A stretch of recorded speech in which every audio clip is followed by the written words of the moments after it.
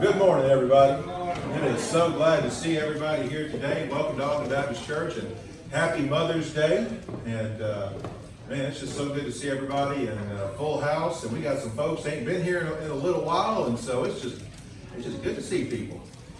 And it's going, like I said, it's going to be a really good day in God's house. If you have your bulletins, I hope you have your bulletins because we got a bunch of information to get through. So buckle up, and here we go. There's even some stuff that's not in the bulletin because I didn't have space or I forgot about it until after I printed it. Today, in just a few minutes, we'll be taking up a special offering for the Baptist Children's Village. We do this every Mother's Day in honor of Mother's Day, and that offering, there are envelopes available. We're also going to be passing this plate, and all of that money goes to the Baptist Children's Village to help and support that wonderful ministry. And if you want to make a check out, you can make a check out to the church. Just make sure that you put on the 4-line Baptist Children's Village. That way the money will get put in the right place.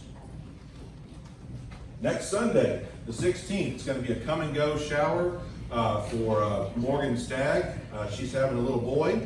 And so as it being a come and go shower, they need the essentials, but they also need some baby boy clothes, my understanding. So but it's going to be in the fellowship hall. It's not a drive-by. It's going to be a come and go thing. And that'll be next Sunday at 2 o'clock. And there will be refreshments. So there you go. So come, stay for a little bit, and then go. The nominating committee is going to be meeting next Sunday night at 6 p.m. And so I would encourage everybody, there is the nominating committee list from last year. It's on this bulletin board back here. Take a look at it and just see, because you may have had a job for the last 2 years that you weren't aware of because we rolled over from 2019 because 2020 was just such a mess of a year. But the nominating committee is going to be meeting over the next couple of weeks and getting everybody put into positions. And so just ask you to be in prayer now. If the nominating committee gets in touch with you about perhaps taking on a role or position, pray about it, consider how God can use you, and just be available. And they will have their report ready here before too long, let everybody know what's going on there. June the 5th, that will be the first Saturday in June, beginning at 8 a.m. We're going to have a church work day. There's just some things that need to be taken care of. The cemetery needs to be cleaned up, pressure washing, general cleaning, some other things that need to take place. And so we're going to have a work day on the 5th, beginning at 8 a.m. We try to make a point to be here if you can, even if you can only come for a little while. As many hands we can get more work done. So just go ahead and mark your calendars and be prepared for June 5th. On June 6th, which is the next Sunday, we will have a church council meeting at 6 p.m. Miss Janice, I was telling you a story. I did get that in the bulletin. I thought I did. Church council will meet at 6 o'clock on June 6th, and we'll set the church calendar for the remainder of the year. So if that's you, please make plans to be here for that meeting. June 13th will be a baby shower for Lauren Landers. She is also having a baby boy, and somebody has given them all the clothes they need. So they need all the other stuff, the diapers and the wipes and all that good stuff. They've got all the clothes they need. And then just a reminder that if you would like to help with special music in some way over the next couple of weeks, please let us know, either myself or Brother Burness, because we'll get you plugged in. The praise team is taking a couple of weeks off, and they'll be getting back in force here before too long. But speaking of special music, we're going to try to start a choir again. And so we're not sure exactly when we'll meet, but we'll have a first meeting here in the next couple of weeks. And anybody who is interested, please come on. You ain't got to be able to sing or read music, or you just got to be able to make a joyful noise. So be looking for that announcement, and we'll try to get this choir going again. I'm making sure I'm covering all my notes here. Also, something that we're going to be needing more of in the coming weeks, the coming months anyway, because if you haven't noticed, we got a couple of young kiddos running around. We're going to have some more young kiddos running around here before too terribly long. And so we're going to be needing to get the nursery going again. And so in order to facilitate that, we're going to need people who are willing to be able to take the nursery during Sunday mornings. We'll have a sign-up sheet. Hopefully we'll have enough people that you only have to be responsible for maybe one Sunday every couple of months. And so just encourage you to pray about that. Make yourself available if you can. And I've told Felicia that if she'll get up here and do my job, I'll take a Sunday downstairs. She's not too keen on that. So, but we will need that. Praise God, we'll be needing some folks to help in the nursery. That's a real good problem to have. In the meantime, parents, if you got a kiddo and they're making noise, it ain't bothering nobody but you. You are the only person that is stressed out about that. Okay? So I just want to tell you that if you hadn't been, I'm sure you've been told that already, but I talk over kids all day long on the bus. Don't worry, you're not going to interrupt me. And everybody else is just we're happy to have them here. At the end of service today, it's not really going to be a business meeting, but at the business meeting Wednesday night, the subject of revival was brought up. We did not have our standard revival back in August because of COVID and everything, but the question was brought up. And so we said, well, we'll just talk about it after church on Sunday morning because we need to start getting the ball rolling because these revival preachers and everybody, they kind of get booked up way far in advance. So we need to go ahead and start making plans for August. And so right after church, we'll have a brief meeting and we'll discuss whether or not we want to have a revival in August. Now, I think I've covered everything I was supposed to cover. Did I miss anything? Do we have any announcements, anything going on that that everybody needs to know about? We are so glad everybody's here. Happy Mother's Day, and Brother Burns, we'll turn it over to you. Good morning. Good morning.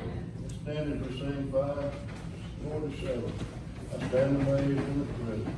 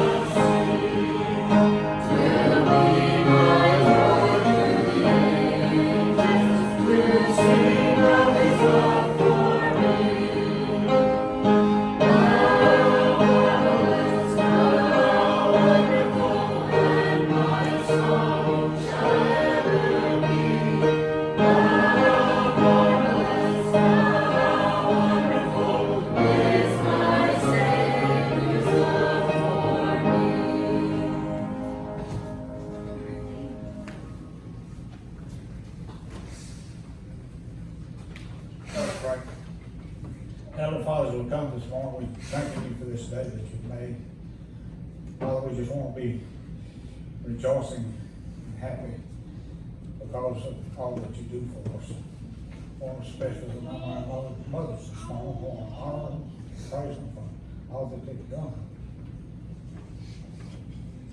We thank you for the love that they shared, your word that they shared, your care, your patience, your loving kindness, and all that a mother does for us. We just can't praise them or honor them enough, just like you. You do so much for us, and we just thank you and praise you. I want to lift our country up, Father, to seek your guidance and your will.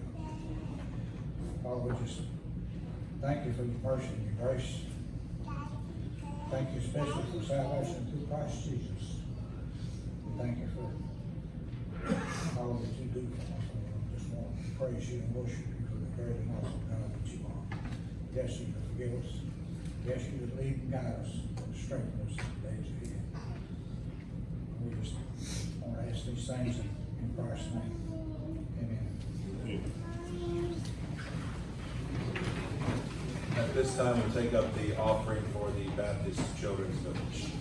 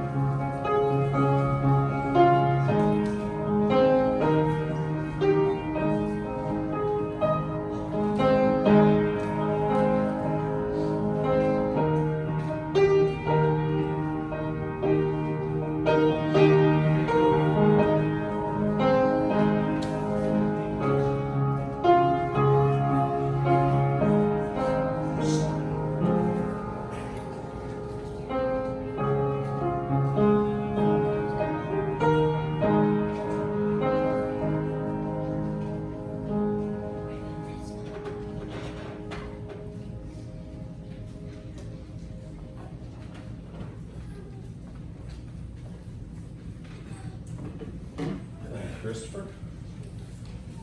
The scripture this morning comes from Matthew chapter 15, verses 21 through 28. Jesus went away from them and withdrew into the district of Tyre and Sidon. And the Canaanite woman from that region came out and began to cry out, saying, "Have mercy on me, Lord, Son of David. My daughter is cruelly demon-possessed." But he did not answer her a word. And his disciples came and implored him, saying, "Send her away, because she keeps shouting at us." But he answered and said, "I was sent only to the lost sheep of the house of Israel." But she came and began to bow down before him, saying, "Lord, help me." And he answered and said, "It is not good to take the children's bread and throw it to the dogs."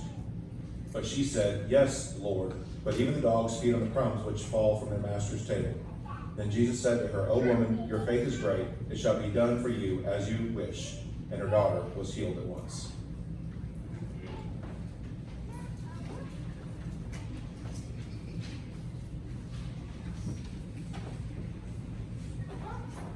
Faith of our mothers. This song is not in the Baptist hymn, so we have to go back to the Father. Faith of our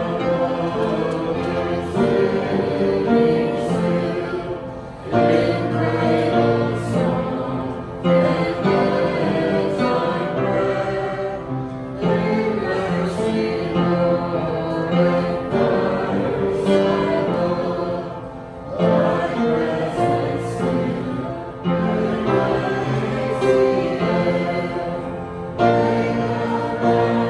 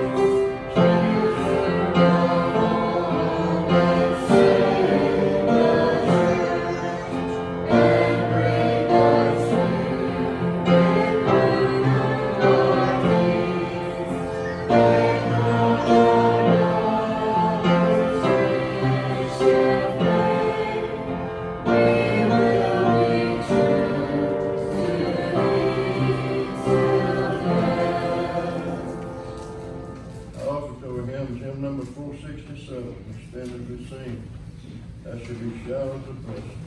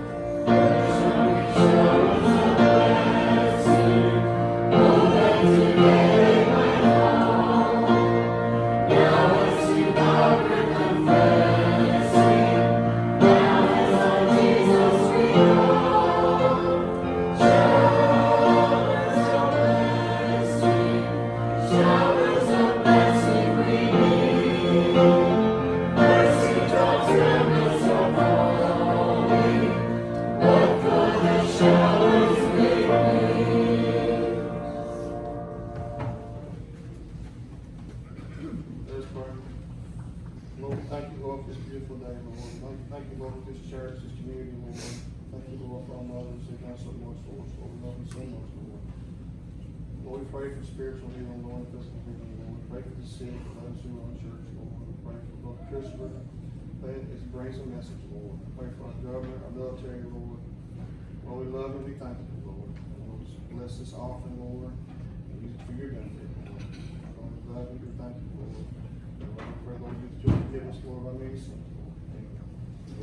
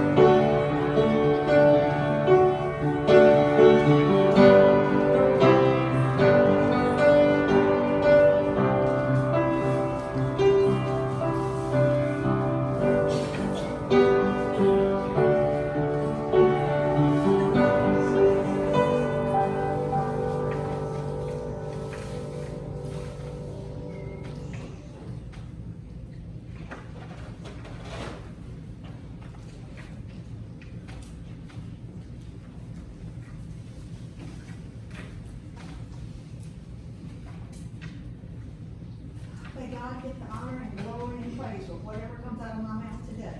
Because he's the only reason, the only way I'm standing up here.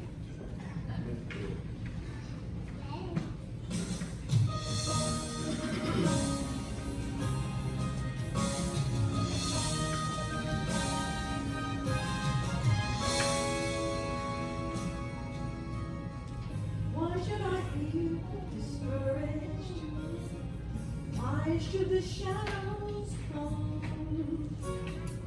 Why should my heart be lonely and long for heaven and home? When Jesus is my portion, my constant friend is He. His eye is on the sparrow, and I know He watches me. His eye is on the sparrow, and I know He watches me.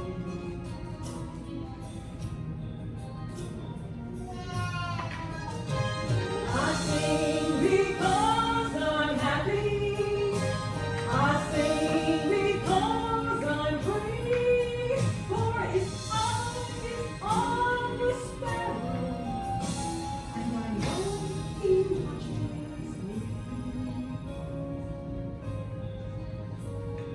Let not your heart be troubled. His tender word I hear, and resting on His goodness, I lose my doubts and fears. Though by the path He leadeth, but one step I may see. For His eye is on the sparrow, and I know He watches me. His eye is on the sparrow, and I know He watches me. I sing because I'm happy. I sing because I'm free. For His eye is on the sparrow, and I know He watches me. His eye is on the sparrow, and I know He watches me.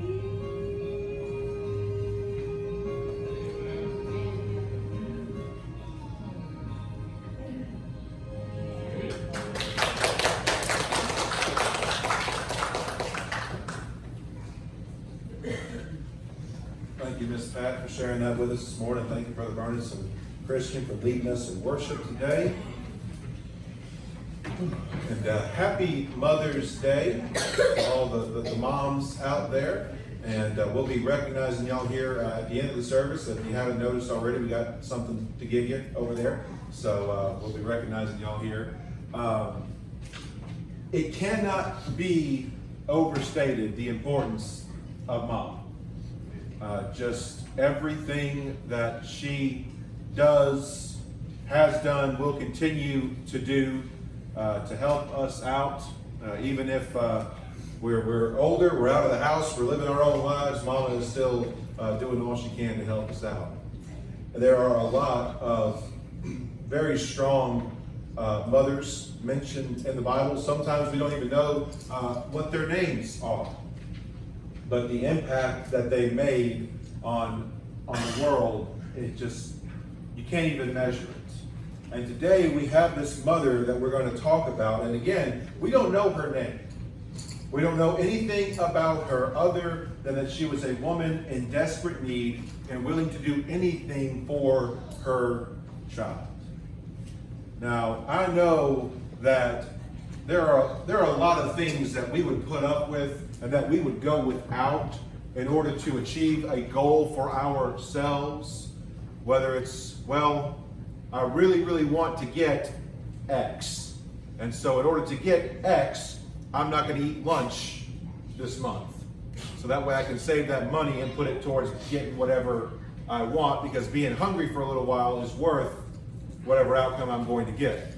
Or we say, well, I've got to get up at 5 o'clock, 4 o'clock, 3 o'clock in the morning to go to work. That's a sacrifice that I have to make. We put up with a lot of stuff for ourselves. But when it comes to taking care of our children, I mean, there is no bridge that won't be crossed. No price is too big. No sacrifice is too much in order to to get that child what he or she needs. And that's what we see with this woman. And it seems like an odd interaction between this Canaanite woman and Jesus. It seems, well, when you read it, it just seems a little odd, at least it does to me, until you really get into it.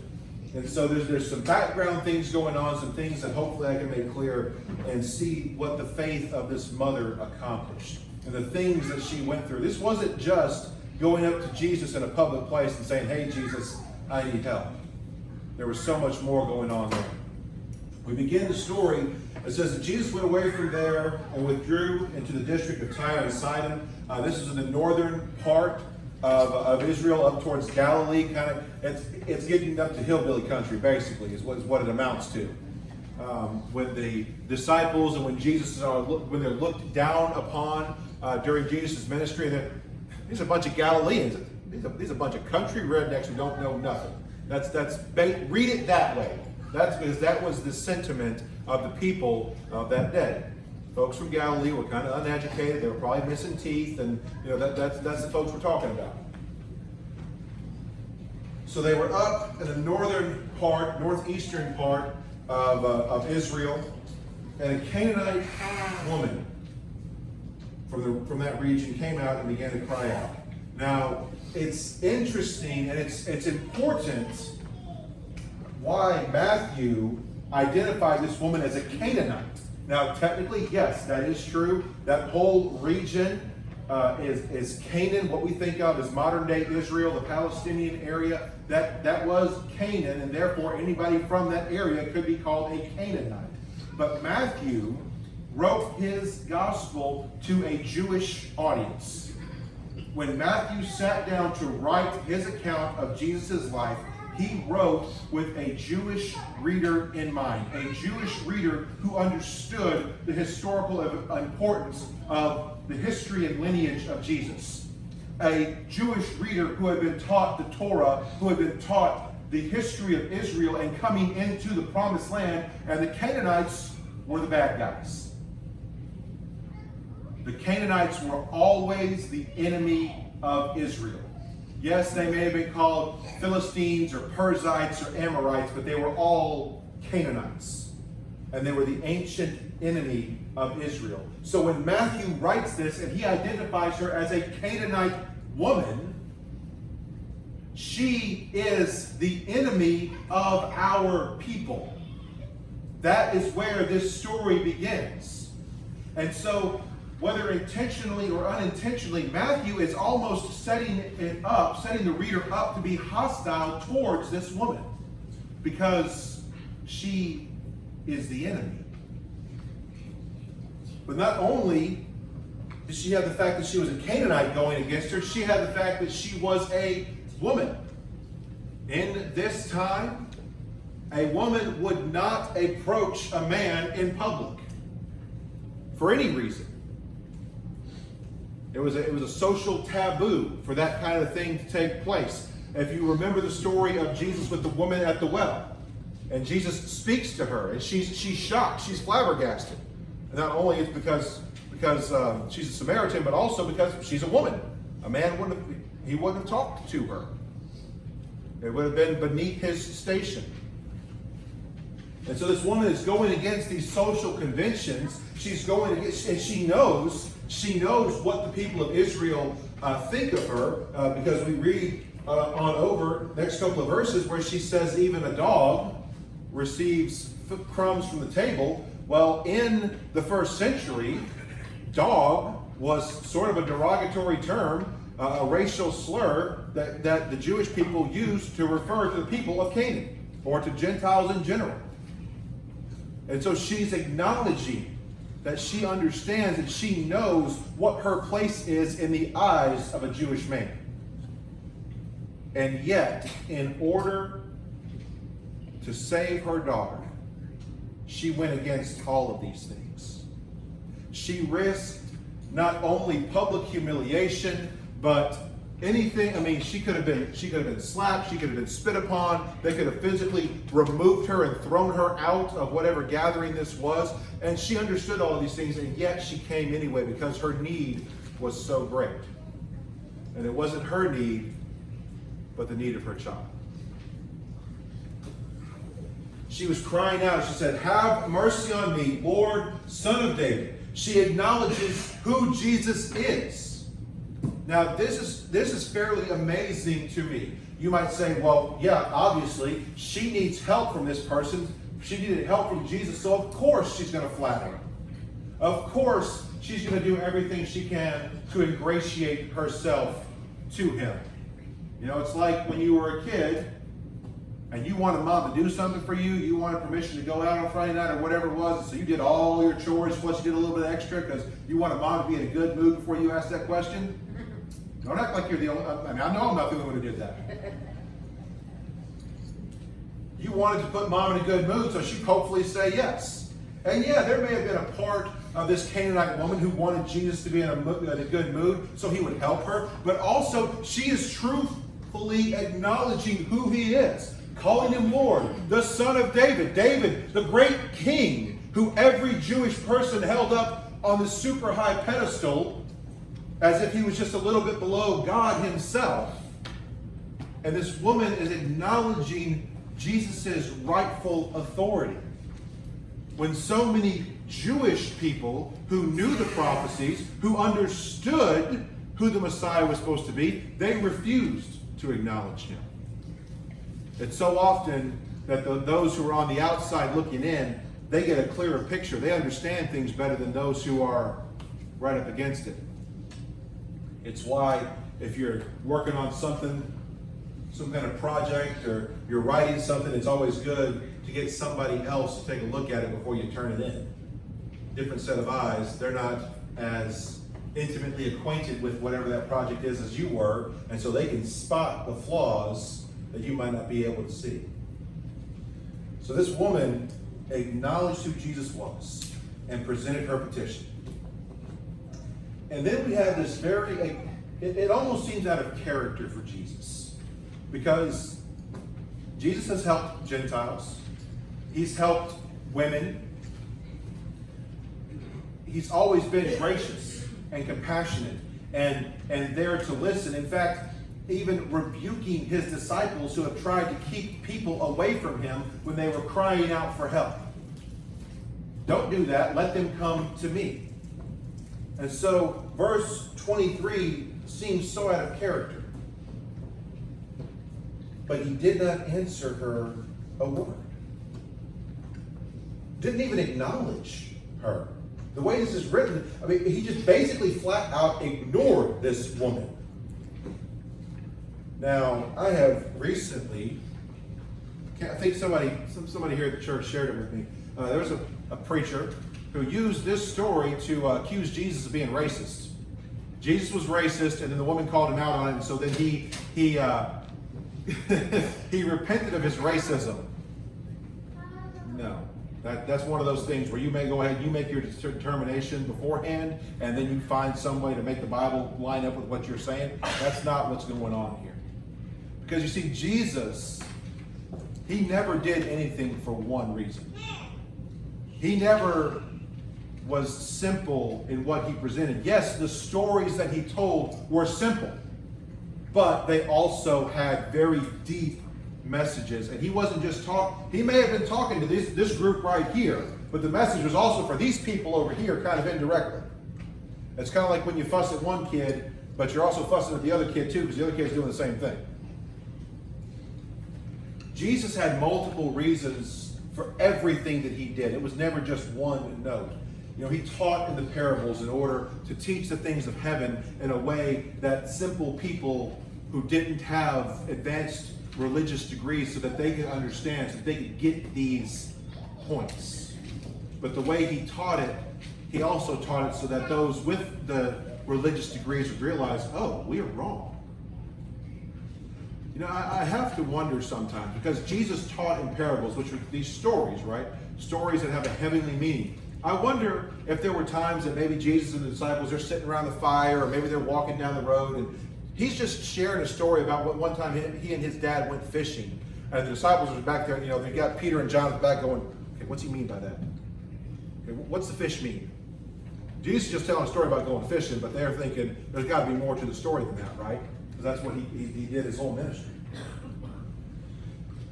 You see, I think Jesus' point here is he wanted for his disciples, and he wanted the people who were there to see their own hypocrisy. He was mirroring their own mindset, if you will.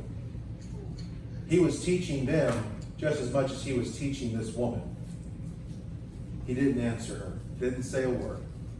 His disciples came and implored him, saying, "Send her away, because she keeps shouting at us." Now you notice, she comes, and we don't know how long this went on. It may have been 5 minutes, it may have been a couple of hours.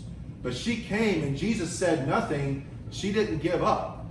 She didn't say, well, he's too busy, or he's not going to talk to somebody like me. In fact, she escalated. The disciples say, look, she's shouting at us. She won't leave us alone. You got to do something, Jesus. She wants to talk. She doesn't want to talk to us. She wants to talk to you. This is the angry lady standing in the store saying, I'm demanding to speak to a manager. I ain't leaving till you let me talk to a manager. She wanted to talk to Jesus. And she was going to do whatever it took to be able to talk to Jesus. She didn't care that she was making a fool out of herself. She didn't care what kind of social faux pas she was making, because the need she had was greater than any of those things. He answered and said, I was sent only to the lost sheep of the house of Israel. Which is true. Jesus' mission was to the Jewish people and them alone. Now, again, this seems kind of contradictory, because Jesus had already helped Gentiles. He had healed and he had performed miracles on and taught non-Jewish people. Again, I think that Jesus is reflecting the hypocrisy of the people in that group. Because I guarantee you that there were people, possibly even his disciples, who sat back and said, yep, that's right. He came for us. No. You don't get none.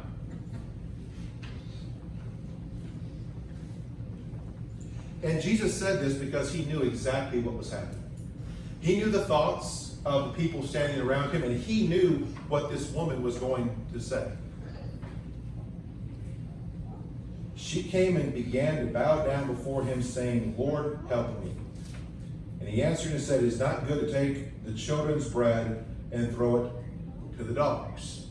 Now remember, dog is a term that Jewish people use to refer to Gentiles, to non-Jewish people. It was very derogatory. It was said as an insult. What Jesus is saying here is, if I perform a miracle for you, if I help you, then somebody else, somebody of the children of Israel, they're not going to receive a blessing. Again, this is the mindset of the people who are around them. I can't help this person down here, because if I help them, I won't be able to help my neighbor who's right there. Now, my neighbor's doing really good right now, but what if? What happens if all of a sudden my neighbor needs something? I think I told you last week about Felicia's cousin-in-law who donated a kidney. Well, what if you need it? What happens if one of your children? Well, you know what? I can't plan for a crisis down the road. I got a crisis in front of me. I can help in this crisis. That was his exact wording. But you see how these Pharisees, how the Jewish people with their legalistic mindset, how they were getting around helping people. Now, there may have been those who truly believed that if I help this person, then when somebody who is close to me needs help, I can't help them. And so I need to. Maybe that is truly what they believe, but a lot of them, they used that excuse. Well, I can't help this person because my family might need help eventually, or my best friend might need help, or something along those lines. What Jesus is showing them here is how ridiculous it is to have an ability to help somebody and to not help them because, well, what if? Because, and that's perfectly illustrating what this woman says. Yes, Lord, but even the dogs feed on the crumbs which fall from their master's table. She's not even asking for his full attention. It's basically she's saying, I am starving to death. I'm not asking for a sandwich. I want the crumbs. I want what's left over. I want what falls on the floor from your banquet. That's what I'm asking for to sustain me. I mean, this woman is literally begging. I don't even need $1,000. I need $1. You give me $1 to help me. I need $1,000, but I'm just asking for one. The crumbs from your table is all I'm asking for. The stuff that you throw away that you would never even know you had lost. And Jesus said to her, O woman, your faith is great. It shall be done for you as you wish. And her daughter was healed at once. This woman, this amazing woman, who we don't even know who she really is, other than she's a Canaanite woman who had a daughter who was demon possessed. And she comes and she's persistent. She ignores all of the social miscues and any of the potential hazard to herself. She ignores.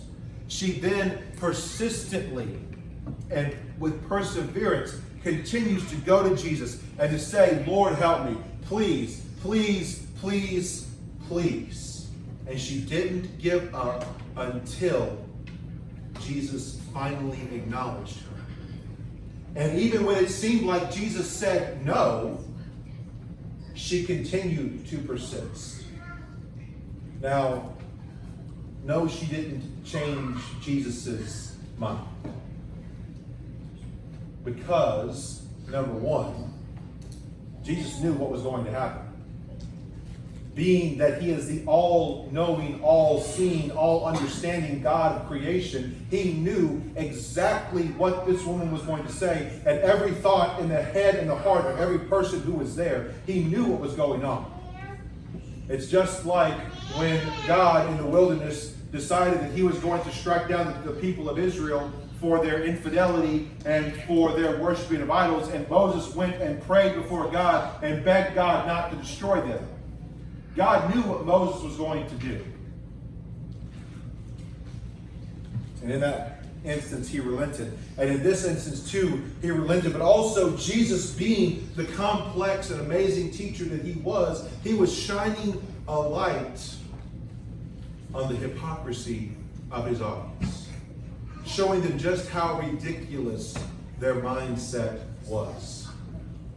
I'm not going to help this person because somebody else may need my help in the future, and I want to be able to help them.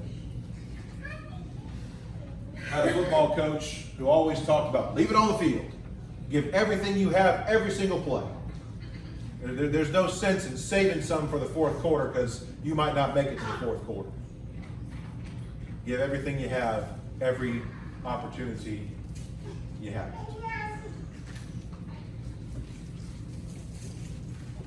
Jesus was teaching these people that when you see a chance to help somebody, when you see somebody in need, help them. You see, this woman, she came for her daughter to be healed. But because of her faith, because of her persistence, because of her tenacity, because of her just not willing to give up, she not only secured healing for her children, for her child,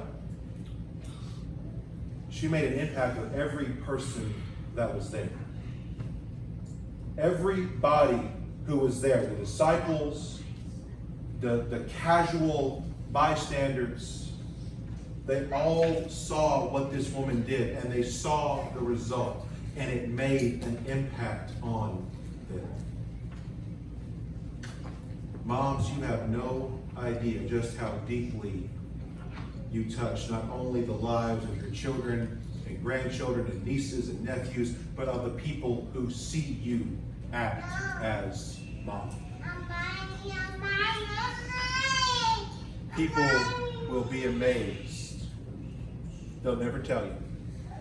They'll never say a word. But they will look and they will see and they will be in awe. Because living sacrificially, going without, choosing to do something that you don't want to do in order to help your child, that is nothing that the world does automatically. That is born from love that cannot be understood until you experience it yourself. So we need to be a whole lot more like Mom. I like the, I don't like the Diet Coke, or is it Diet Dr. Pepper? It's Diet Coke. They have the new commercial about person drinking Diet Coke. Well, your mom drank Diet Coke and she conquered the world and she did this all with one end. Diet Coke. Drink what your mama get. You know what? I like that ad. Talking about all the great things that Mom did. Still not gonna drink a Diet Coke, but I like the sentiment of the commercial. We have all been blessed by these amazing women in our lives. Mothers, grandmothers, aunts, who have touched us in a special way. And we have, I hope, learned and can continue to learn from them. But this one mother right here, in these few short verses, she had faith and she had perseverance. And it's because of those two things that a change was made, not only in the life of the person that she was trying to help, her child, but in the lives of those who saw what happened to her. And Christians, I want to tell you this today, that we can be like this woman. Yes, we might look and say, I need to help this person right here. I have this person in front of me, I have the means, I have the opportunity, I can help them, and I'm going to help them. It doesn't matter that, oh, well, that person's a different race than you, or that person believes differently than you, or whatever people will look down on you for. But I guarantee you, not only are you going to help that person, somebody else will see what you are doing and say, you know what? Maybe I can be helpful too. Maybe I can do, or that person's going to go and they're going to get what they need, and they're going to go on. They'll help somebody else, or they'll tell somebody else, and somebody else's life will be changed. Somebody else's life will be impacted because of what you do in that one instance. Just like Jesus, when he taught, when he preached, he had so many more things going on. So when you help somebody, it's not that isolated incident, because it impacts others and it flows out. So be like your mama. Be like this mama. Be persistent. Have that perseverance in whatever the situation is. And please, oh please, don't be like these Pharisees that stood around, high and mighty, looking down on everybody.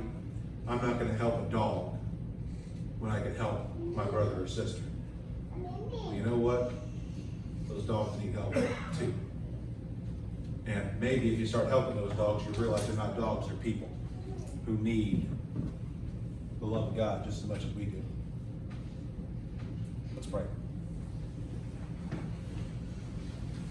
God, I thank you so much for the mothers that we have, who have taken care of us, who have loved us,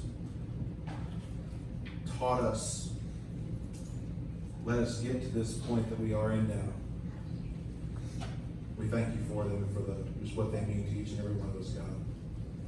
I pray that we can take those lessons, that we can apply them, and we can live them, that we may honor our mothers with our lives. And by honoring them, we honor you as well, Lord. Father, I open up this time to you, that you would be able to just move among us to whatever business you have today with us, Father, that you would take care of that we would be open and honest, and that we'd be willing to go wherever you lead us. We thank you, Father, again. We love you. We pray in your name. Amen.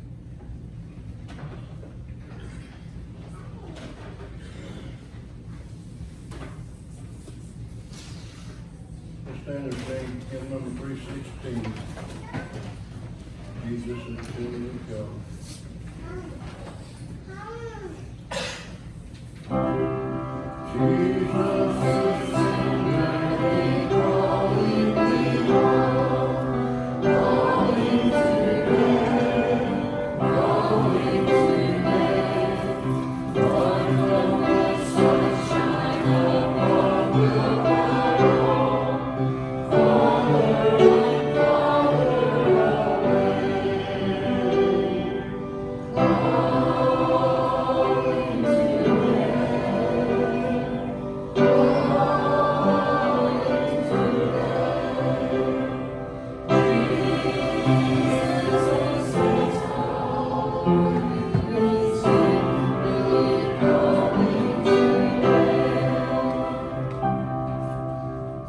Thank y'all for being here with us today, and we're going to be recognizing the moms here in just a second.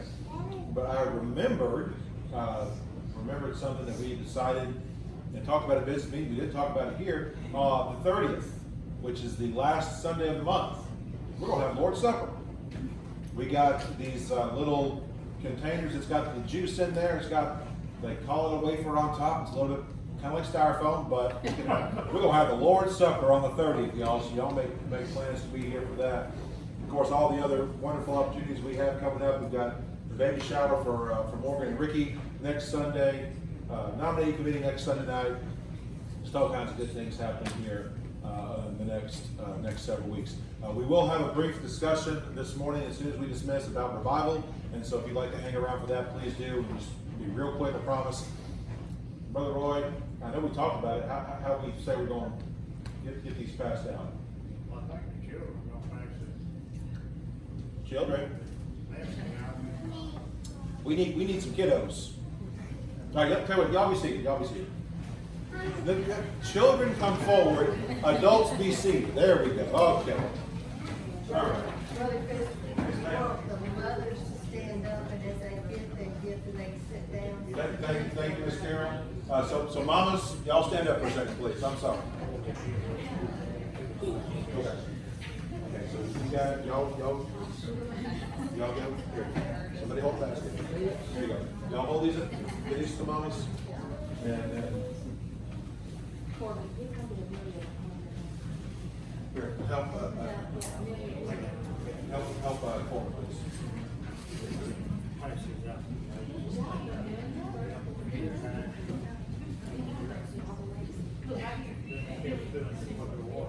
You're out of here.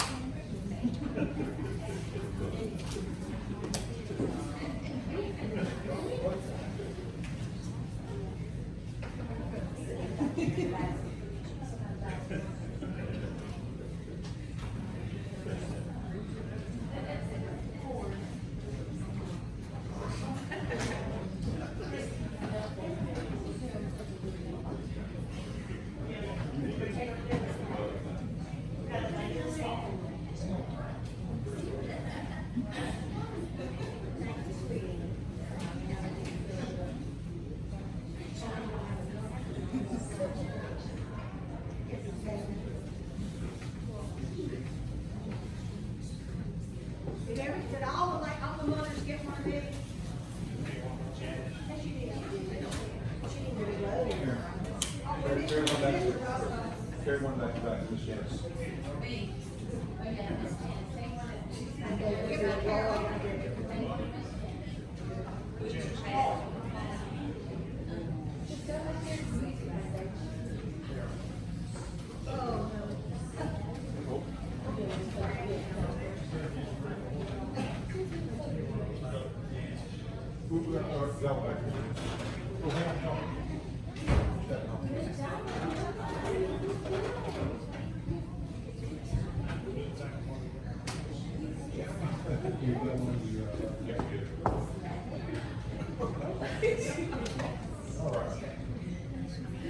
They were missing them on the roads. Everybody, okay. Well, we got some extras, so you can come grab one or three on your way out, if you would like.